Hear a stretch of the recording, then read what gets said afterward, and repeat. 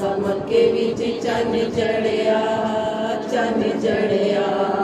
पत्थर ने भी जिदा कलमा पढ़िया पत्थर ने भी जिदा कलमा पढ़िया दूर सारे जग तो अंधेरे हो गए मेरे कमली वाले आए थे सवेरे हो गए दूर सारे जग तो अंधेरे हो गए मेरे कमली वाले आए थे सवेरे हो गए चंद शर्मा के बदला बढ़िया चंद चढ़िया चंद शर्मा के बदला बढ़िया चंद चढ़िया